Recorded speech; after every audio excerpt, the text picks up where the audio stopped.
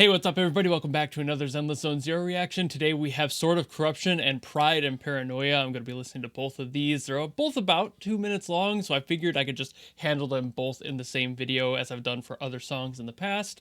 And aside from the names, I have no idea where these songs take place, if they're boss themes or just like regular level themes, so I guess I won't know if I don't listen, and without further ado, let's go!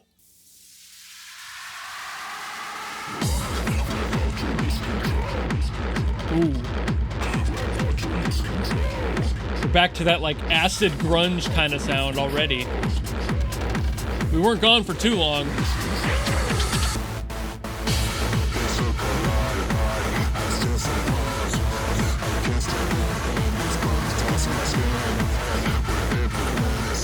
It's actually more of like a club trance kind of sound.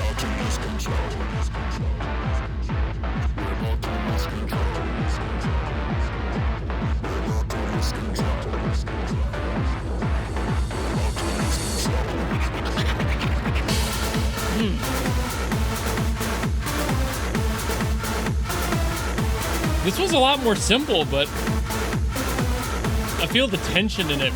So I'm assuming this must be like a battle theme of some sort. Ooh, getting a little more fancy.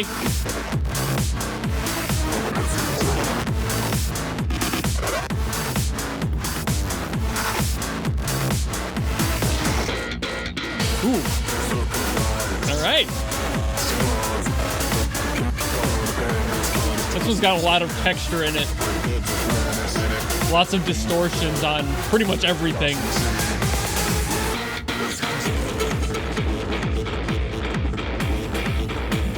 I don't think there's been a single clean sample used since the beginning of this song. Except for maybe the kick drum.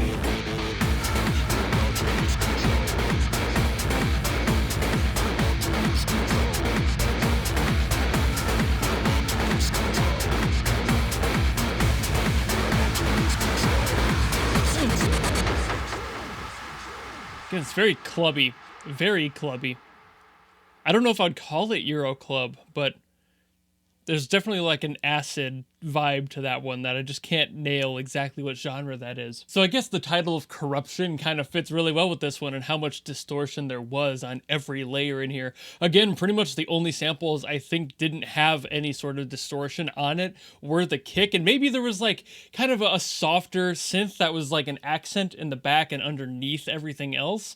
But otherwise, every other thing in this song sounded like it was just completely distorted. It had a lot of different effects added to it, and it didn't feel clean in any way, shape, or form. It felt very dirty, raw, and grungy, which is a great style, and why I think it kind of leans into that acid dance sort of sound, because it's kind of the same idea. But this one, again, was pretty simple compared to the other ones I've heard. There was definitely still some stuff happening in there. They definitely did some change-up stuff, but overall, the approach to this one seemed a lot more straightforward than the other ones, and that would totally make sense if this character isn't necessarily like a big bad boss, if it's like a more normal sort of character you'd be fighting against. I'm assuming that this is an enemy theme just based on the tone. It had a lot more diminished stuff in it, a lot more chords and such that were just feeling a little bit more down than the usual heightened stuff you would hear in like a major chord or major key. So I'm assuming that this is an enemy theme of some sort. That's not necessarily a hard and fast rule, but it's a pretty common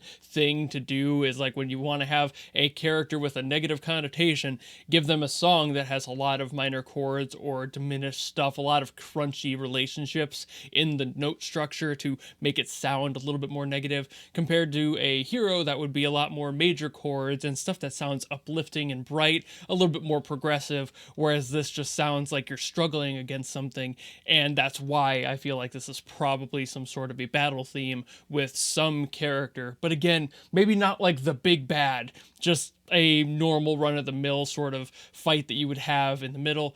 I would even go as far as to say a mini-boss would be able to have this sort of a song, but it still doesn't feel like it has that grandiose energy that is kind of required for a major boss battle. So I'm assuming this is a character that's just kind of, they're there, time to fight, you know, like a grunt of some sort, maybe a little bit more than an average fight, but somewhere between. Kind of like if you were to have a goblin and then a hobgoblin, like the hobgoblin would be a little bit more threatening, but not too much, that sort of thing. But either way, I think that's really all I gotta say on this one. Like I said, pretty simple, so not too much to tear down and rip apart about the song, but I haven't heard the second one yet, so let's listen to that one.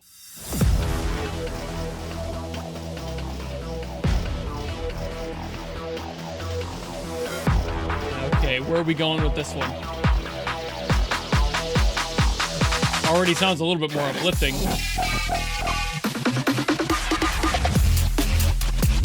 Oh yeah.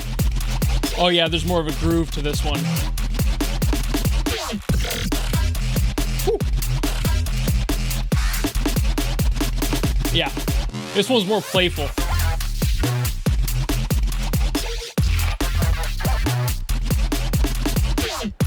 Still, I guess, could be an enemy theme of some sort, but it's not really feeling like it. And honestly, it's the groove that's making me think that this time.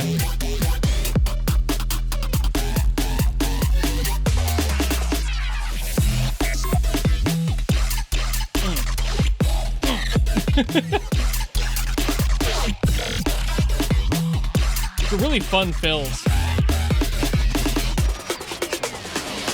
Just a lot of constant and very frequent change-ups. Adds to that playfulness.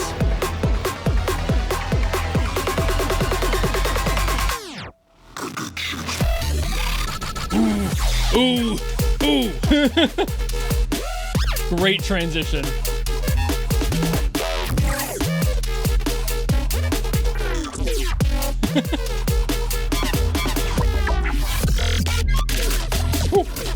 Whoa, okay.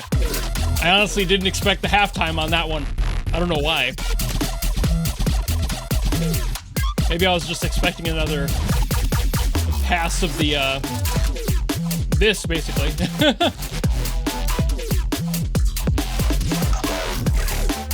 And I like these subtle things they're changing and adding to each version. Like, no pass of this is the same.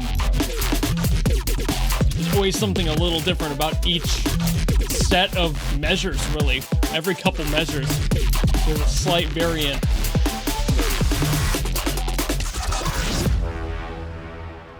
All right. Definitely a different energy from the last one. That one gives me a little bit more to work with when it comes to, like, what can I talk about and what the song may be representing. So for this one, because there's so much stuff going on, the changes are so frequent, I'm thinking if this is a boss, which I guess it could be, it just doesn't really feel that way. So if this is a boss, maybe it's somebody who's been like turned from human into a creature or something like that, and ends up having some sort of like an unpredictability to their character, because like there's so many changes. When you have a song, I think I talked about this literally in the last video, if not it was the one before that, where you have a song that has so many frequent change-ups and just things going on in general, that the song itself is representing the character, and if there's all those changes, the character must also have all of that to represent a similar energy. So when you have a song like this that's constantly going through slight variants and changes, it's either that the character themselves can transform or change into some other different way to attack you, or they are just a really, really hard to nail down character. Like their fighting style is completely random, or at least seemingly random. Obviously, it's a video game. You're probably going to have hard-coded patterns of fighting in order to beat the character, but it's still somewhat randomized. Like they may just be really good at mobility, for example. They're hard to really pin down where they're going to be and when. So a character that's really, really strong and also fast might fit this as well. But it also feels like, again, maybe not a boss theme. Like if this was a character, for example, a character who's really good at movement but also hits really hard would make sense. I'm not sure what characters in ZZZ would fit that so much. I haven't really seen many of their kits as far as like how they move and what their character traits are when it comes to battle. It's been very minimal input from me on that side, but I'm imagining that same character, because even though the hero and villain aesthetic overall, especially musically, is very different, the overall vibe is still kind of the same. Like, if you're having the same kind of concept for a character, this is the sort of song you would write for him. So even if it's a hero that has this sort of a theme to them, I would still be pretty confident saying that it's probably somebody who's fast and hits hard, maybe has like a hammer or something, or is just really good with guns maybe and likes to get a little up close and personal. Someone who's a little bit more of a brawler, even if they do have a weapon of choice, they definitely prefer to get in there. So I would not be surprised if that was also the case if this is a villain, if they're a brawler type that's just huge and constantly like jumps around the map or something like that, and you're just like, no, stop moving, I have to hit you. With that sort of change and that sort of relationship with the player being like the crux of this battle, like, can you overcome that challenge, whether or not it's you handling them who can move around and hit hard, or if it's them trying to handle you and you're the problem here. But the image the song is trying to convey is pretty clear to me, and I think that what I've said is about all I really can say, because even though the first one was a little bit harder to figure out, the second one definitely laid it out for me. I really have no problems committing to what I said about that one, but the first one was a little bit more difficult to figure out in general, just because I can't really tell what the goal of that song was, other than the general corruption that may be involved, that all that distortion was pretty much holding the entire song up when it comes to the qualities of the character that you're probably fighting in that case. But I digress. Thank you all so very much for watching. If you have any other songs you want me to get to from Zenless, by all means, drop them in the comments below and I will do my best to get to them as always. And of course, if you just like this video and you want to follow me and support me for those in the future, you know how to do all that, and I will see you all in the next video. Goodbye!